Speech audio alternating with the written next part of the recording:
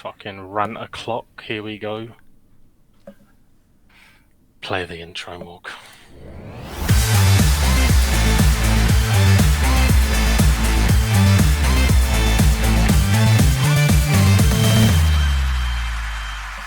Good evening, ladies and gents, and welcome back to the Football Booth Podcast, episode 9. I'm Fennon, and John alongside me, the man who's ready to rant and rave this evening. We got Mayhem. How you doing, fella? I'm good, mate. I'm good. Good to be back. Yeah. Maybe this week you should do like a gaming podcast or something. Oh, we just doing club one, are we? No, but yeah, good man. You? Yeah, I'm brilliant. Absolutely brilliant. I tell you what, we're in November now, hard to believe or not. And the great thing about it is that we don't have a World Cup hanging over our heads this year, which is nice. That season was a Very little nuts. weird. Yeah. Everything kind of condensed in and then stretched out and prolonged, and yeah, it's nice to get back to the usual format building up to the festive period. Absolutely. You know, just focusing on club football the way it should be, not having World Cups during the winter season. It's just the way it should be. And yeah, and if you're under the age of 12 and listening, happy Halloween for last night.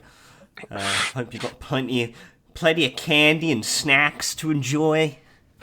But we are recording on a Wednesday evening, and which is a little bit unfamiliar with us. And what is also unfamiliar is Celtic that are in action tonight. Home to St Mirren. There's a lot to catch up on because you played twice since last week. And starting off with, I don't know what your thoughts are on the Champions League game against Atletico, but my goodness, I think before the game, you would have definitely ripped a limb off to take a point against arguably the toughest team in your group. And it was a very valiant performance, perhaps. You saw the whole game, I only saw the highlights. But look, share your thoughts on what took place. Yeah, I don't think there's any argument about it. They're the biggest team. They'll have ambitions of lifting the trophy, whether they are, whether they're being slightly favourable towards themselves or not. That's certainly what Diego Simeone and his team, they're setting out to win the thing, and that tells you obviously the recent success that they've had, obviously toppling Real Madrid and Barcelona a few times in La Liga, and players in the ilk of Antoine Griezmann, the shite bag. And the likes of Marcos Llorente that come on and really affected the game. But yeah, I think if I'm being honest, my head says we needed to win the game. We'll struggle in Madrid in a week's time. It'll be a tough place to go and get a result. But in terms of turning up and being competitive and showing that our worth and that we belong, we've kind of looked like we may get that kind of result for a couple of years now. Obviously, last season was against the bigger team in Madrid, and we were valiant for 60 minutes, and their class took over. And this game, in all honesty, kind of felt very reminiscent of that performance, but we just weren't playing against the best or one of the best teams in the world, So first half we were on it, really, really good. Great attacking play, great pressing. Obviously 4 minutes into the game, Kyogo's play nods the ball down to Matt Riley, pops it back out to Kyogo on the wing. He then lays it off to Riley on the box. First time ball, fantastic goal, yeah. Kyogo's in and bags, and the place is up, and we're off to a flying start. We settled as well, really well, and we were playing. And then I don't know if I'm being biased, but it felt really soft, the penalty. Greg Taylor, I'm going to have to agree with you. It is a soft penalty. It really Greg is. Taylor doesn't touch him much, and in true Spanish team fashion, he throws himself to the ground, and the ref gives it. And at that point, as soon as he's given it, VAR is never going to overturn it because there is contact. And then Joe Hart saves the penalty onto the post. and it falls straight back to Griezmann, and he taps it in. So a couple of times we were a little bit unlucky there. I've never heard an But atmosphere change within a split of a second as well. As soon as that ball rattled the post, the place is up and alive, and then the rebound goes in, settles back yeah, down again. but then straight out of the traps again, straight on the front foot. We get down the line, whip it in. It comes to Lewis Palmer at the back post, fires it in, 2-1. The place is up again, and again in Yeah, the first another half quality finish as well. we were really good, but we put so much into the first half that we was worried about the drop off, and that kind of come in the second half. Marcus Llorente come on, what a player, fantastic player. Just took them up a gear. Was breezing past our midfield and causing all kinds of issues. And then they work a decent scenario on the wing, cross it over. Morata takes his goal really well. 2-2, and at that point you're thinking there's a long time to go here, and we're not really in this game. The game got a little bit scrappy, and then the Paul gets himself sent off. Mm-hmm. Um, he seemed absolutely bewildered that a red card had been shown and didn't understand at that point. He then had to exit the pitch because he stood for about 10 minutes arguing the point. Eventually, He's actually getting subbed off as well. eventually fucks off, um, and away he goes. And then we had before that we had changed our shapes. We had gone to like a 5 at the back. We had no width. I thought the change of shape just really killed our attacking impetus. Not that there was all that much of it, and obviously Brendan's recognised that and kind of doesn't want a Lazio style result where we've put so much into the game and played so well and we come away with nothing. So he changes the shape, a lot of defending, a lot of good defending, and then obviously the Paul gets sent off, and that obviously again changes the game. They're settling for a draw. I don't quite understand how we end up with James Forrest up front. I don't know what O's done to Brendan Rodgers, whether he's murdered his cat or something. But with 10 minutes to Good go, deed. and as a striker, you can't get on to try and win the game in the Champions. It seems baffling. The fact that O has that much more of a physical presence. Kyogo and Maeda was shattered. You could see they'd run himself into the ground, and he can't get on for 10 minutes to give a physical presence and outball. Another thing to deal with in the box. I was very confused, but in the end, we get a point. I think on the balance of the game, we were better in the first half. They were certainly better in the second half. So, they'll definitely see it as 2 points dropped, and the goals that we've conceded. I think in reflection, Morata takes his well. The penalty's soft, but we lose a man. We'll probably see it as 2 points dropped as well because of the just how good we were in the first half. Yeah, no, Um, absolutely. Especially with the circumstances as well, taken into account with the results against Feyenoord and Lazio as well. It did feel like a must-win game for you. yeah, look, we've got to hope that Lazio keep getting scodded. Um, drew with obviously Atletico and beat us, which is obviously not great. Um, but we've still to go to Rome, and we can right that wrong. And then with Feyenoord at home, so we've just got to hope that they keep getting pumped, and that you really look, next week's going to be super tough. But really, the game in Rome, Lazio didn't look fantastic at all. Hmm. They were beat pretty convincingly off of Feyenoord. They were grabbed a last minute equaliser against Atletico, and they didn't look great against us. So 3 games they've played have not looked fantastic. There's no reason why we can't go to Rome and get a result. But next week will be difficult. But really, our competition hinges on an away day in Rome, and then Feyenoord coming to Celtic Park. Even if we can get a draw in Rome, and then Lazio go and get beat in Madrid, then it's down to the final game. So next week's kind of a free hit, Mm-hmm. not much expectation. We go to Rome knowing that we need a draw to keep ourselves. I don't even think that keeps us alive. Actually, I'm talking absolute gob because goal difference counts bollocks in the Champions League and gets Head to head. yeah. So we need to go to Rome and win. So Mm-hmm. yeah. So next week's a free shot, and then we've got to go and perform in Rome to give ourselves a chance at match day 6 for having European football post Christmas.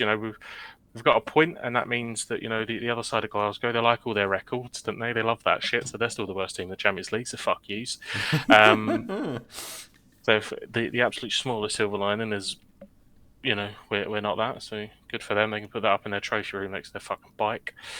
Um, and then we took all that momentum of playing really well against a real top team, went to Easter Road, Yeah. where Brendan has struggled historically, and Well, you went into that game off the back of some concerning news regarding Rio Hatate, who is set to be sidelined for quite yeah, some time. I don't know the details as to what has taken place with Rio Hatate, what the yeah, damage was. picked up the knock in the Atletico game. Looked like a hamstring, Okay. um, and we won't see him for the rest of the year, which is a shame because he looked like he was starting to click back in, and he's certainly a player that is pivotal to us in that role. He's levels above the likes of Turnbull and um, Home. We haven't seen a lot of Home, but for what we have seen, he's levels above him as well. So it'd be a big miss. Bernardo come in and done all right in the Champions League. Did less all right at Easter Road, but really to a man, we were pretty shit. Alistair Johnson come off, and that means that Ralston come on. Um, we brought on David Turnbull. We brought on James Forrest. Managed to get on the park against Hibs. So Oh, so they actually played Forest out wide. yep, and then Mikey fucking Johnson. No way. So we finished the game The trying to win shagger. the game, and our front three was O, who hasn't scored this season that I can remember. Maybe I'm being harsh to the guy. O's not scored. James Forrest also not scored, and Mikey Johnson. I can't remember the last goal he I scored. didn't even know he was still on your books. I Yeah. can't believe it. What's happened So with Leo Labada, by the way? Has he been sidelined with injury, or is yeah, again? Oh, okay. he's injured. Um,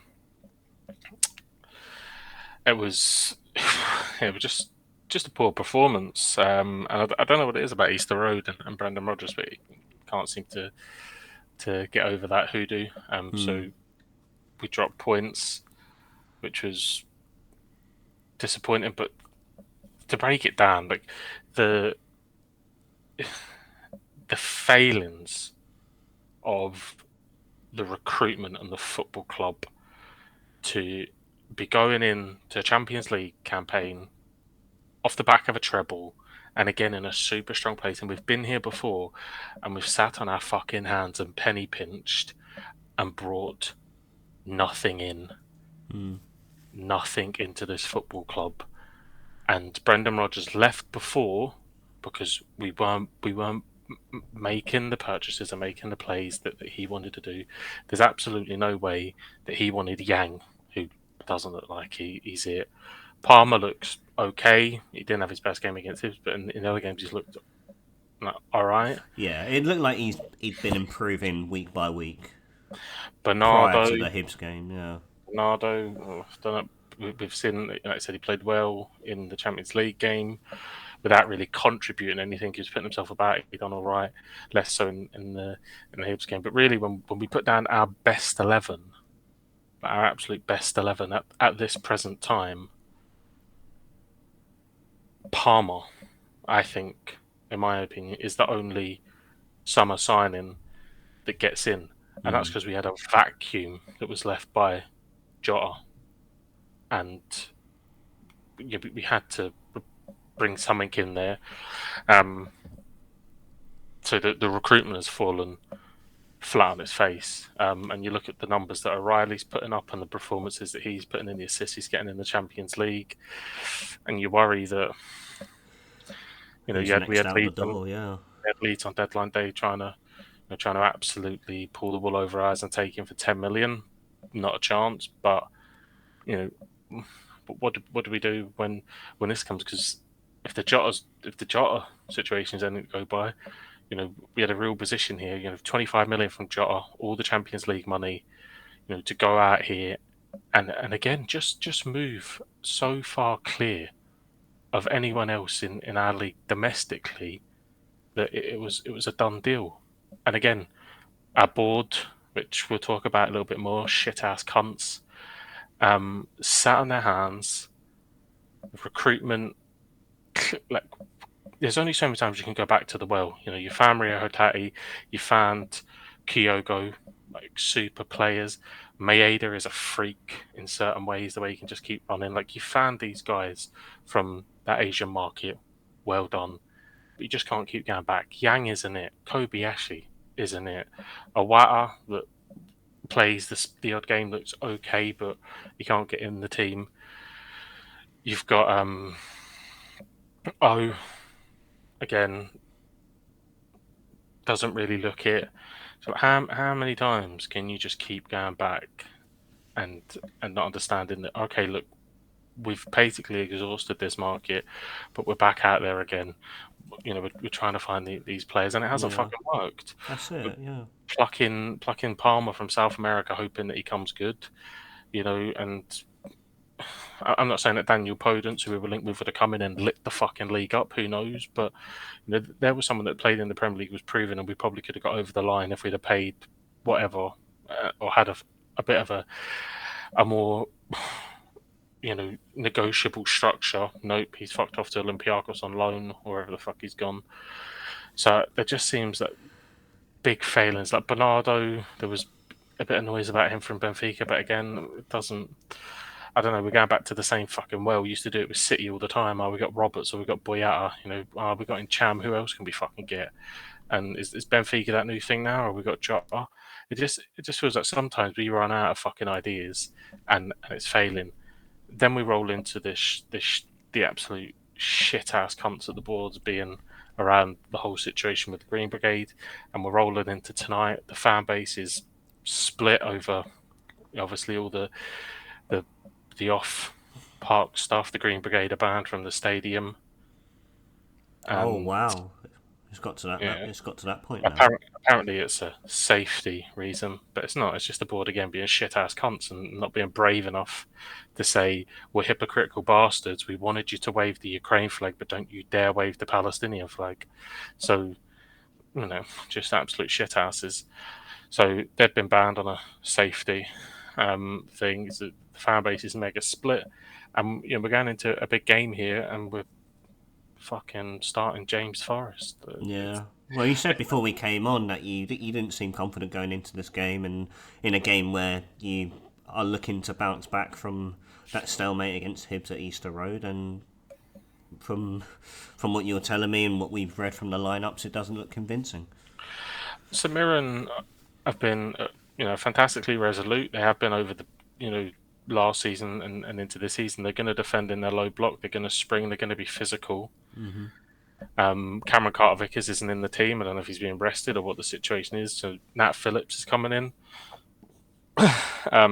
Luckily enough, it looks like Alistair Johnson has recovered from whatever reason he had to go off from the weekend. So that's a big plus for us. But yeah, certainly not confident. Hopefully, I'm proven wrong. I hope I am. But I just can't see it. I mean, James Forrest still playing as a starter for Celtic is a failing. In every that guy should be playing against fucking Clyde in the cup. Like you know what I mean? That should Mm. be where we're using him. Not in a league game. Certainly not after a weekend that we've just dropped points and they've managed to close the gap. And we're going to right, Jamesy, you're up. Okay, you hit the bar at Easter Road, but you look incredibly slow. You don't have that 5 yard pace that used to get you away from people to get you in these positions. You haven't looked convincing the time you've come on, and we're going to start him.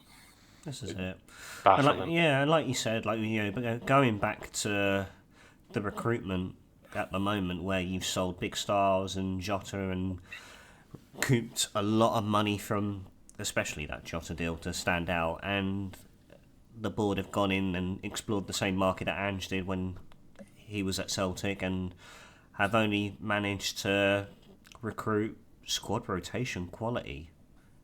And surely they Yeah, got to identify this and that. Even the fact that Rogers is training them week in week out, and is picking the squad every week. Like, surely the board have got to identify that the standard the standard of recruitment is just far and beyond not good enough right now. Well, you've brung Yang in, and Rodgers has picked Forest over him, which So it well, speaks te- volumes. tells you masses about where he thinks that player is in their development and their ability. That James Forrest is being picked over him.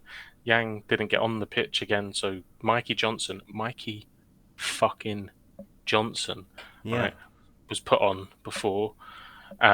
He's trusting Forest to come on in a Champions League game where we should theoretically be chasing the win because they're down to 10 men. He's trusting Forest to come on before O as well. It, it's it's mind-boggling how we've got to this situation where we've got this bloated squad. People like James McCarthy still on the books. No Like way. it's just criminal. Like Alex Bernabe, or however the fuck you say his name. Like, I where's mean, he gone? Bernabei's a bit more recent, but like But, Mikey Johnson, James McCarthy. like, and the list is horrific and goes on. Like only in the summer did we get rid of the likes of Albion and Yeti. But these fuckers just stay around the football club. This has been a problem with Celtic for years. Look, we're not working in a market where we're going to be able to go out and spend 15 million on players. We're just not. So we are going to have to take risks. But at some point, you've got to look at the recruitment process and the risks you're taking. If when you look back in recent history, and the only ones that have really worked in terms of risk element. I mean, Kyogo was reported around about 3-4 million. In Yeah. Celtic terms, that isn't a risk. No. Like that's you buying a player, and he's come in and he's proven that. Maeda was a bit more cheaper, around the million pound mark. Okay, that's a risk that's kind of paid off. I don't think he's spoken at length about him. I don't think he's a particularly technical footballer, but he's an athlete that just runs and runs and runs. Yeah, So yeah, good yeah. for him. Like if he fucking dug with a bone. Um, Alistair Johnson, again, £3 million. That isn't a risk. Not for Celtic. Cameron Carter-Vickers, 6 million. Jota, 6 million. These players Yeah. aren't risks, but you're going out and buying like Home that couldn't get on the park, wasn't even on the bench. I don't think at Hibs, but so he was meant to be a prospect. We're not seeing him. Bernabei again, £3 million, but with paying for him. That isn't a risk for Celtic. That should be someone coming in and at least battling Greg Taylor. Yeah, exactly. But Yeah. for the thing. We've gone out and spent this money on Lager Bielka, and we favour Liam Scales. Narovski's on the bench tonight, so we'll kind of see how he comes back into the fold now that he's picking up fitness. But if we've gone out and buying these centre backs, then fucking Liam Scales is keeping the place. We've got Nat Phillips on loan. Everyone's bigging up. He hasn't been able to displace Liam Scales. So what the fuck is going on? Yeah. And that's not. But Liam Scales has played well. But I'm not saying that he hasn't, and he deserves his place. But if you can't push Liam Scales out of a team, like, come on. It just says a lot, doesn't it? I'm just still in shock and disbelief, and just still processing the fact that you still got the likes of James McCarthy and Mikey Johnson on your books. I'm pretty sure they were on the books when Brendan was last at Celtic as well. McCarthy, I think McCarthy was was in Angie's first window. I think he come in, James McCarthy, but Mikey would have been 100%. Yeah, Mikey definitely was. Yeah. Mikey was there when we was over, when Edward scored the double, Hmm. and we were there against Ross County. That cunt was fucking playing, right? That's what I mean. That's how long ago it was. You've gone through a relationship, broken up, got in a new relationship, all in this time. This cunt's still playing fucking football. I mean, we've had what, four prime ministers, the economy's crashed, COVID fucking came, and this cunt's still on our You've books. had two kids since then as well. You know what I mean? And this cunt's still playing, like dotting about, playing the odd fucking games, stealing away, fucking off Oh on my loan to Portugal, word. wherever the fuck he went, pretending he's the next Ryan Gould. Like, shocking. And then you've got people defending him saying, "Oh well, at least he come on and done something." I couldn't give a shit. I've watched that boy for far too fucking long. I remember when he was a kid, literally a kid, like a prospect, and everyone was hyping about the guy. The guy is made of fucking chocolate, right? Even if he went on, this career-defining run, he would get injured sneezing in the changing room, and then he'd be out again. He is dead wood. He needs fucked off. And these are the type of players that are getting in, and it just shows you how poor the club from a recruitment aspect has been run. It shows you how disconnected the board is from the fan base with the actions that they've taken over the last couple of weeks, and the people that they're now punishing for saying, "Hold on a minute, slaughtering people maybe isn't great." And it just was so reminiscent at the moment, the way that everything's split. If it was very so reminiscent of that, that ugly season when Lennon was in charge and everyone was split. But that's the kind of tension Yeah. that's there. So I just hope it doesn't spill onto the park. It'll be an odd atmosphere tonight because the Green Brigade aren't there to make their usual noise. It will be a strange atmosphere. I just hope that doesn't spill over and you know emanate through the players. I hope I'm Yeah. completely wrong. I hope we go and spank them. But St Mirren are not a team that gets spanked No, they're doing well at the often. moment, St Mirren. Yeah. And I think Stephen Robson that's in charge. He done well at Motherwell. He's done well here. Um, and I think we're going to be in for a really tough game tonight, especially when you've got fucking the likes of James Forrest kicking about, David Turnbull. Cameron Carter-Vick is rested. Hopefully, it's a fucking shit show. But hopefully, I'm wrong. And Fingers crossed, I, mate. Like, yeah, and like the flip side here is, people listening will probably think this is an overreaction to the fact that we're still unbeaten in the league, we're top of the league, we're clear by 5 points, and maybe it is, but there's a lot that's come over the last couple of weeks of how the Celtic board have acted, and the values and traditions of the football club that they just don't seem to get. They seem so far and disconnected. The tight was spending money, was suffering now because the squad players are shit, and on top of that, the hypo- the hypocrisy that runs through the football club of how much money they've made off of the Green Brigade and how willing they were to push them at times, and how quickly they are to punish them when their ideas and opinions don't match up to Western society. How dare they have freedom of speech when you're more than happy for them to wave a Ukraine flag when literally the same shit was happening? But you know, here we go. There's something that's slightly out with what they think is correct, and they've made a decision that is not echoed by all of the fan base. The fan base is very split, and they've decided to take this and hide behind it's a safety concern bullshit. No, you nah, it's don't nonsense. even have the courage to come out and make a formal statement and say what it's about. Utter bullshit. No, exactly. Yeah, completely hiding behind the actual real reason again. But it's a shame though because it's the Green Brigade is what makes the atmosphere at Paradise so special. Yeah, a lot of clubs have ultras. A lot of clubs wish that they did have ultras, and they've been a massive part. They give a lot of time, a lot of commitment. They do a lot of work outside of Celtic with the foundation and raising money for multiple causes. So it goes far on beyond being a football fan. This is their life. They travel home and away. It is everything to them. So to hit them like this for having an opinion that doesn't match up to yours, like you may not you may not agree with someone's opinion. That doesn't make you right. So you may not agree with their opinion. You may have a different opinion about the ongoing conflicts, and that's fine. But by taking the action that you've taken, what you're trying to imply is that you're correct, and we're punishing you because you're wrong, and that Exactly. simply isn't correct. So whether you agree or not, you maybe don't agree, but then that doesn't make you right. So you have no right to then come and punish people, Mm. and then to be the absolute shit ass coward you are, to hide behind a safety issue. Fucking sack the board, back the team, rats. You can have your own opinions, but you can't have your own facts. Fuck them. 100%. But let's put a full stop on That that, was a mate. big breath of fresh air for you. I can feel it. Let's spin 360. Let's peer I down the want to. country. I want to spin 360, but I can't. It's isolated in this corner. Let's peer down the country. We're going to take a sharp right. We're going to end in South Wales. Oh, I love football, mate. I absolutely love it. We've had a wee stop off in Yorkshire as we've come down the country. So there's a couple of Yeah, things. down at John Smith Stadium. Fucking cracking week, wasn't it? Oh, mate. I mean, if you watched last week's episode, ladies and gents, you did get a taste of how Cardiff were doing because we did record as the game begun, the first half begun. Wasn't actually aware that we'd taken the lead. Courtesy of Mayhem here, he had to inform me that, oh yeah, it was a good shout of Bullet starting Robbo this tonight.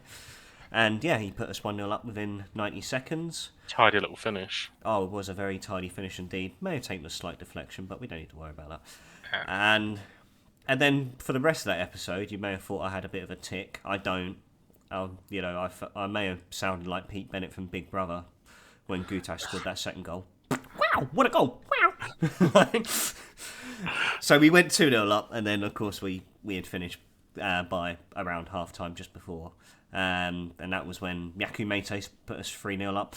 Mate, we coasted to victory. Like I said, it was going to be a perfect game and setting for us to bounce back from the Blackburn result, and that's exactly what we did. Job was done first half, took our chances, we were lethal, and then to put the cream and the cherry on top of that cake, Perry NG free kick masterclass. Been watching that Beckham documentary.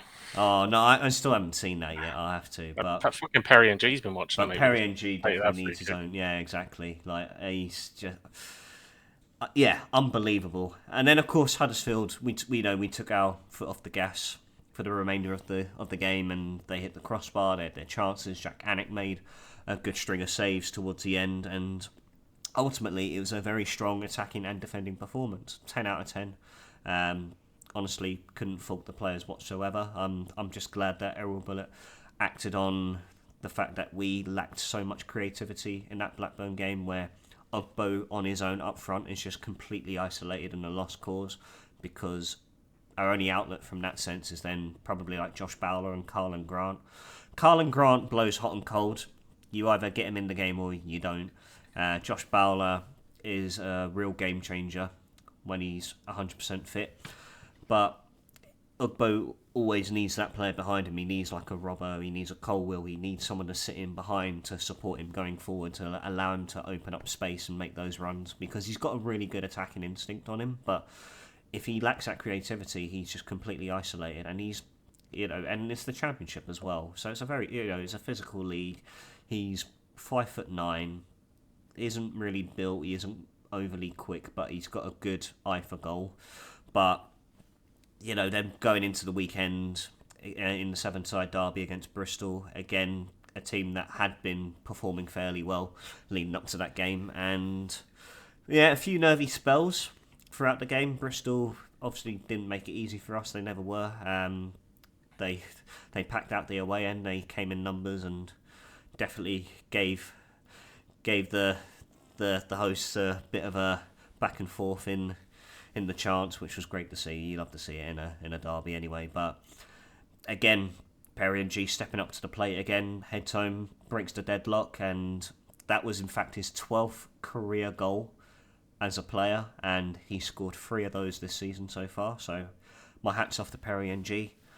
And then the nerves started to kick in a bit. Bristol started to get a bit more possession. They pressed a bit more.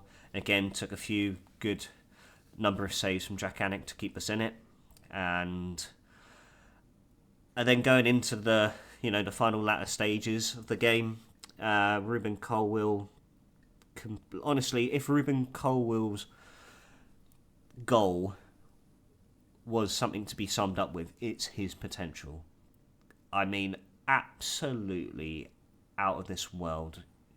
Fucking sends to the shops, don't you? Find those boys and little side step over, flicks it between 2 players, cuts inside, and he absolutely thunder bastards the ball into the roof of the net near post. And as much as I was ecstatic at the time, I'm thinking, where the fuck has this been for the last year? Yeah. Because this is the Ruben Colwill we've been crying out for. I really hope he uses this platform to really push on this season now. I think there's no better way for him to do it, because honestly, like I hope that Errol Bullitt's drilled him into him that it's all about work ethic. It's all about the way Bullitt wants to play. He wants the team pressing constantly. And I'd expressed previously last year that he doesn't press enough, he doesn't track enough, he's lazy. And my auntie said it as well, who goes to the games week in, week out at home. And so, the fact that Ruben Colwill managed to pick that ball up on the left flank, do what he did, and finish the way he did, really goes to show what a special player he can be if he performs like that, 4 out of 5 games, And yeah, no, but we're in a fantastic place at the moment. Of course, we've still got injury concerns. Obviously, Atete still out on the sidelines. He's a player that I really can't wait to have back for availability. And Ramsey, still no word on when he's going to be back in the frame. He's back in training now, but whether or not he's going to make an appearance next weekend is yet to be seen. But yeah, we're in a good place at the moment. Each to their own. All the players are playing superbly well, and we find ourselves up in the playoffs at the moment. And so, I said at the start of the season that my heart did say playoffs, as it usually does, and my head said 14th. But at the moment, Errol Bullitt is really cooking. Yeah, the Colwell goal was brilliant. Like I said, he's sent 2 of them to the shops. You'll probably find him in Glamorgan still looking for him. Like, he absolutely dazzled past them. I think they're still lost down Cheppy Alley, mate. They're struggling wherever they are because they were absolutely embarrassed. Lucky for them, Soccer AM's no longer about, or that'd have been clipped up and shown about 84 times. Yeah, on the old showboat, yeah. Yeah, mate, it's going well. I think we both kind of been rational at the start of the season and said a mid-table finish is progress, but we've seen teams in this division come from nowhere with less. Look at Luton. I mean, look at Ipswich at the moment, absolutely flying, and them and Leicester have really opened up a big gap. Yeah, from the rest of the teams in that top 6 at the moment. And there's some re-emergence of certain teams. I think you said that you fancied Hull to have a good season, and they're doing well. Yeah, still doing well. So there's obviously some big teams in the division. You've got the likes of Southampton and Leeds, and the likes of Watford, and these teams that you would expect at some point to click into gear. But I think the most important thing about the Championship is enjoying the highs, because there's always another game. They come around thick and fast, and yeah, it's been a real positive week. 2 wins in a week. Sign off. I don't know if you're in cup action. No, we're not in cup action tonight. Who did we get knocked out by? I can't even remember. But no, I think it was Blackburn we lost to again. Yeah, always Blackburn. Potentially a blessing. You have a week off now to recoup and then go again on the weekend. Yeah, it feels nice to actually have the week off and recoup for the following Saturday, especially for the players as well, because prior to the international break we recently had, it became a massive excuse for the players to not to perform to their best. And I've always said in the past, like, you know what to expect when you're playing in the Championship, League 1, League 2, etc. You are expected to play at least 2 times a week for the majority of the season, and so.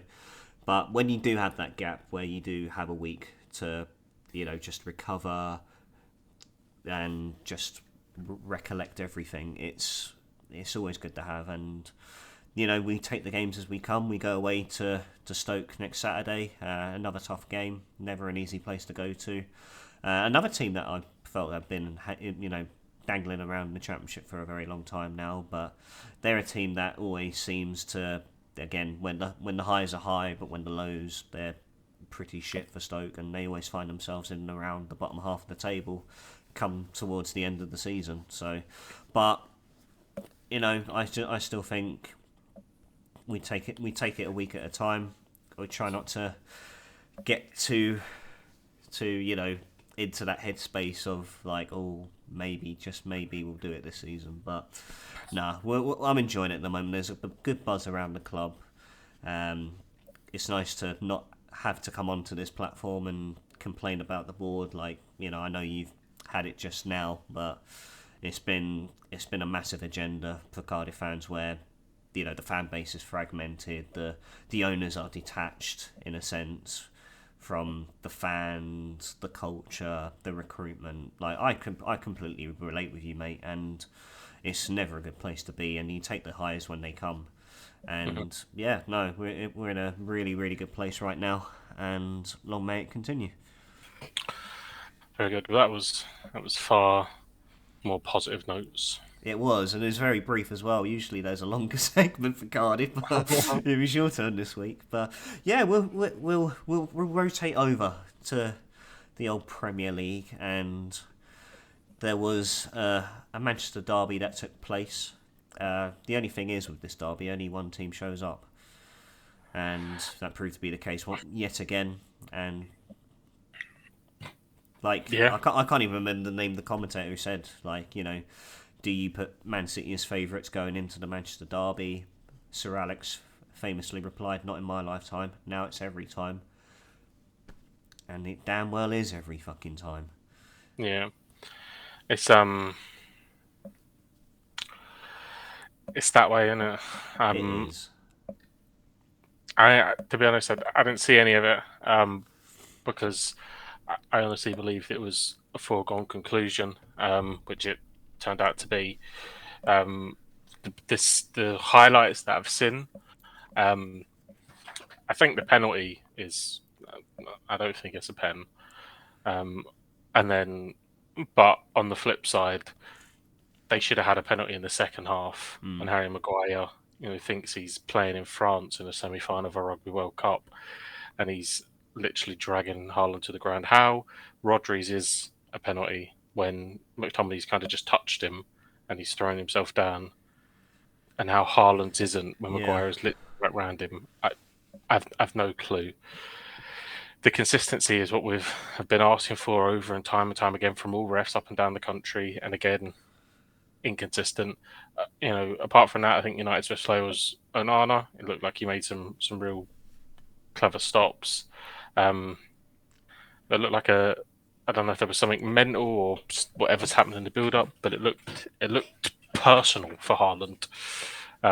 It really looked like. I know, obviously, that's the ground where his dad's career will but come to an end via Roy Keane, but it certainly looked personal after he scored the pen and the second goal, and Foden wrapped it up. But United, after looking promising at times last season under Ten Haag, it's the same kind of rotation pish that they seem to do all the time, and It's so it, you, depressing to watch them I nowadays. think I think you would honestly be worried as a United fan that they they may lose confidence in Ten Hag, who I actually think he's a decent manager, but for whatever reason, it just it just isn't clicking, and it looks so disjointed. Rashford looks deprived of any confidence. There's bust ups all the time. Ronaldo last season, Sancho this season. And for two people that couldn't really give a fuck about United, I think we spoke at such length about this football club, just because of the situation that they've gone through since we've started a podcast, and the kind of ongoings that's been happening. Oh But god, it's mental. Like how far we've gone back when we started, and the fact that we still. It's just a weekly discussion, and in it's really gone to show how far that toxicity has really filtered down to I the, mean, the uh, fans, the players, the manager, everything. I mean, barring a miracle, I think they already can't get Champions League, and that's mad to say because we've only just gone into November. But Mm. they didn't look great against Sheffield United, and if you don't look great against Sheffield United, it's a worry. This And is a you're team. letting Ollie McBurney score against you as well. It was a pen. Let's not get It too was a high. pen, but the fact that you But gave him like the chance. like if you can't look good against Sheffield United, who Arsenal absolutely battered, that Newcastle have stuck 8 past. They're on 1 point, and not if not for Diego Dallo pulling something literally out the bag, they would have took a point off you. Nice goal, that. That's got to be the worry. They look, if if a Fulham team was playing the way that United was playing, you'd be like, fucking hell, they're dog shit. Like, something's No, got to change. exactly. And this is, one of the two biggest football clubs in England, generate a ridiculous amount of money, and the ground's falling apart around them. Um, yeah, and City are lapping it up, and fair play to them. They've spent a long time in United's shadow. They've still a long way to go. Don't get me wrong. To obviously emulate the and fully take over, but in recent history, they are absolutely top dogs, number one, and United just look miles off him. Yeah, and like what you saying there with Erling Haaland as well, the way he approached that game and where he showed so much desire and anger going into that game. Like it's not really something you see in the modern day and age in football where you want players to be riled up for the occasion. And it felt like there's absolutely no characters in that United squad that just possess that whatsoever. And Yeah, that's the sort of that's the sort of persona they need throughout this season, like to fight for the badge and play out of your skin and give 200% to the club. And there's honestly like I said, like it's just completely it's too little, too late now. And at this moment of speaking, like they look like a club that are just going to be in constant decline, and the Glazers are not going to budge. no, not at all. They had the chance to sell when the club stock was high, offered whatever it was, like 6 billion or whatever the fuck they were offered, and they didn't want to take it, and they wanted to hold out. And the club is never going to be that value again because they're not in the Champions League next year. No. They're not going to have a recognisable manager that's won trophies coming in next. I doubt anyway, because who the fuck's going to take that job? Um, yeah, so there's going to be again, a lot of. It always ramps up, doesn't it, when you're playing bad, but the protests will be back in full force. There'll be a horrible thing. There's so much work, there's so much debt. You know, it's scary from that. Yeah, exactly. And then another team who I feel that we have the same discussion about week in, week out, Chelsea. Again, falling at home to a 2-0 defeat against Brentford. Just not clicking. Yeah, it's it is really odd. I mean, and it just goes. I guess it just goes to show that you can't just go and cherry pick these wonder kids, that they're perceived to be, and throw them all in and expect it to work. But Brentford are a good side. They're easily a top half team. They'll only get stronger when Ivan Toney comes back. So I don't think there's any there's any shame in losing to Brentford, but it's how you lose. And yeah, they just look toothless. Like they still don't have a striker. Uh, Still trying to figure out what works and what doesn't. And yeah, but again, we know the track record with Chelsea. Um, Poch is probably already starting to be worried that he's going to get the meeting. Well, he's come out and said that he still needs time. He still is hoping for reassurances that he's got the backing. But I mean, we've known previously with the likes of Graham Potter and Thomas Tuchel, and the list goes on with the number of names we've seen at Stamford Bridge and have not had the time that they Yeah, desired. But it will be the same outcome for Poch. If he doesn't get things clicking soon, then we can see him out the door. Well, if he's lucky before after Christmas or whoever, whenever. But he won't make it into the new year by all means. The way it's yeah. going. It's, they pull the trigger quick there. They always have done. Yeah, and it would be interesting to see again who would want that job, because okay, you've in recent history a top performing club. You've endless bags of money. Um, but it just seems like a poison chalice. Yeah, no, absolutely.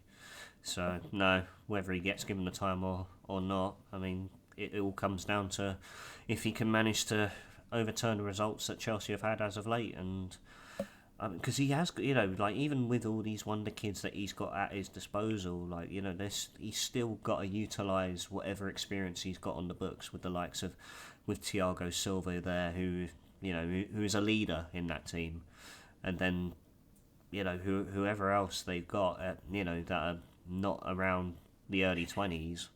He's he can't just fill a whole 11 of, like you said, like they're kids, like and this is, like I've said this before as well, when Sheffield United first went up and they went out and bought one of the kids left, right, and centre, when they brought in like Ethan Ampadu, Rhian Brewster, like this is the Premier League, and you're relying on kids, and this is a top tier club, Chelsea as well. And to take Yeah, that same approach, it's not going to work, and you're going to find yourself down now, amongst the likes of Everton, whoever, like even because Everton have proved to have now started to pick up points under Deitch, which is nice to see. But but for Chelsea right now, it's not going to work. no, No. But a team that has been fairly consistent so far this season, and then again came away with a comfortable result at Anfield, was Liverpool. It feels that Klopp has managed to turn things around. He was a name that was thrown about last season, whether he should continue on at Liverpool or not, and he's addressed. Well, I think the prime area was the midfield situation, and he addressed that in the summer, and it proves to be pretty pivotal at the moment with the emergence of Gravenberch and McAllister, Zabozlai as well, who's looked absolutely phenomenal since coming in, and the results are paying off. yeah. I think Szoboszlai has probably been the pick of the signings. Yeah, I think he's done really well, and yeah, they seem to just be riding that wave, and yeah, they're a it's team that nice. they're a team that when they get momentum and they get going, then they can be tough to stop. So they're in a good spot. I still think there's some defensive frailties. Um, Yeah, I'm not sold on Kanate. We've voiced time and time again about Trent as a right back. I think that there's still areas of weakness, and I think that yeah, will probably stop them from really going and pushing on because they don't have, for me, like a league winning team. Not the way that they had like Mane and like, Firmino and Salah, and then they had this workhorse of a midfield of Henderson, and they don't have that. yeah. Um, so I still think they'll, in big crunch games, they'll struggle. But obviously, it was a massive game for them, not just for the season, but obviously, Luis Diaz parents were kidnapped. Oh, unbelievable. So, obviously Jota scored, and it was nice to see that moment where held the top up, and obviously it's probably the last thing in Luis Diaz's mind, but to show that the solidarity and the support was there, and Mm. I think his mum was found. I'm not too sure. His mum was found. His dad is still missing, and Yeah, the so last I read on it, apparently they were searching like the big forest in Colombia where yeah, they so haven't explored yet, and so from no, what I heard, it was a police and a military search. But this obviously being taken super serious, so worrying mm, that he's not been found yet. But hopefully he's found and he's okay. Because to have that happen because you kick a ball about a field is insane. it's all money though, isn't it?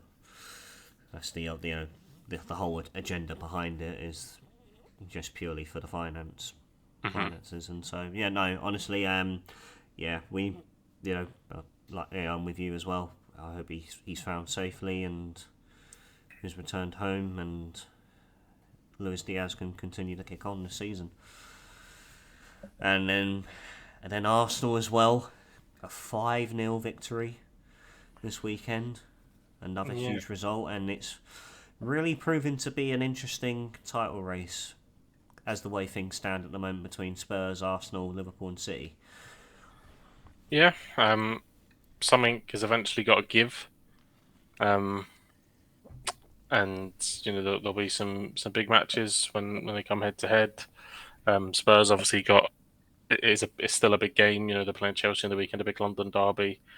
Poch going back to Tottenham, I think, Yeah, yeah, Chelsea Tottenham. which will be interesting to see the reception if it's at the Tottenham Hotspur Stadium. I'm not sure, but um, it'll be interesting dynamic.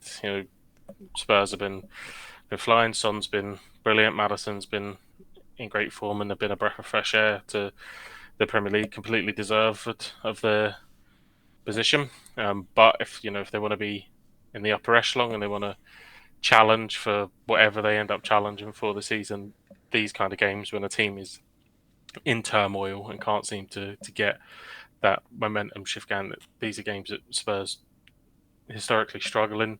Especially Chelsea, they've got to go out and they've got to do the business and get a result. Yeah, no, 100%. And I think they can. I think the way of how things have gone for Spurs so far this season, I think if they continue to maintain that consistency and approach that Chelsea game like any other game, and then you'd back them to be favourites. Another team, when you just said there, like when it comes to there's bound to be a slip. Newcastle. Now, obviously they lost midweek last week in Champions League at home to Dortmund, and then went to Molineux on Saturday. Only came away with a point against a Wolves side, and they go into this weekend facing Arsenal. So it's gonna prove to be a big way to bounce back. Yeah, it's going to be a huge game for them. One that they'll with the ambitions that they'll have, they'll need to come through. They'll need to obviously play well. Both teams, you feel, will be going out there looking to get the points. So it'll be interesting to see how both get on. But I think Newcastle are such a strange team this season where they can have the Wolves game, but then they can have like the play like they did against Liverpool. I know they lost that game, but they were bang at it. The PSG game, so that they're an Yeah. enigma. But Arsenal have found this consistency that that air of confidence that comes from having a really good season. Um, and it's at St James's Park, I think. So Yep, it is indeed. they will be. We know the noise. They'll need that 12th man. Um, I think it'll be a draw, if I'm honest. I can see it being a draw. I still think Yeah, I still think I'd have to Arsenal. agree. I still think Arsenal lack in certain areas. Like Eddie Nketiah, I know he banged a hat trick, but I don't think he's it. I still think they are seriously lacking in in certain areas. Well, So Sheffield United though as well. yeah, so I still think they're lacking in That's not a certain. dig at United fans, by the way.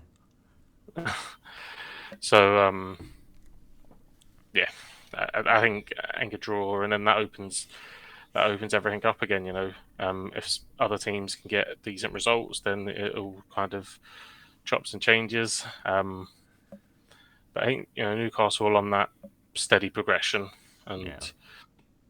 I don't know if they'll have as good a season because we've seen the re-emergence of Liverpool and Spurs doing really well, so they may struggle to finish again in the Champions League spots. But when they're on it, we see from the the performance again at PSG when they're on it, they can be fantastic. But then Yeah.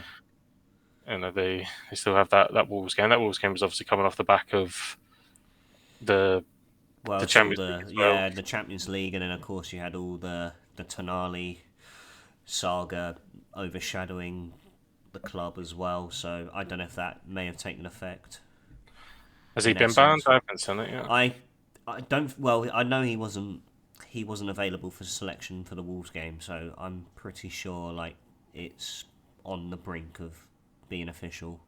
Okay. So that's yet to be seen, but looks likely that it will be taking place very soon. But yeah, no, we got definitely got a few good tasty games lined up for us this weekend, and like see what happens. See if Tottenham can keep it going, whether Chelsea can bounce back and turn things around. Who will come out on top between Newcastle and Arsenal? City have an easy game against Bournemouth, so that looks to be 3 points in the bag for them.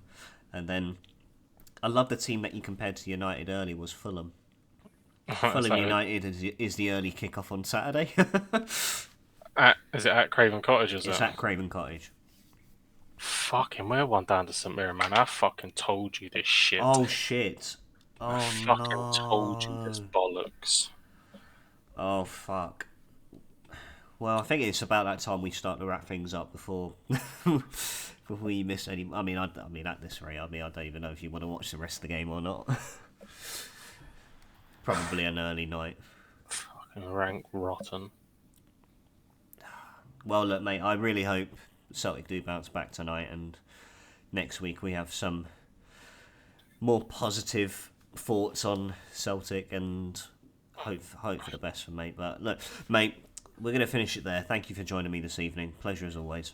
Yes, mate. Good to be back. Ladies and gents, thanks for tuning in. If you are new to the Football Booth podcast, you can check us out on all audio platforms, including Spotify, Apple Podcasts, and Audible. If you'd like to check out the live recordings, head on over to YouTube at the Football Booth. Make sure to subscribe to the channel, leave your thoughts in the comments down below. And until next week, ladies and gents, I bid you all good night and a star.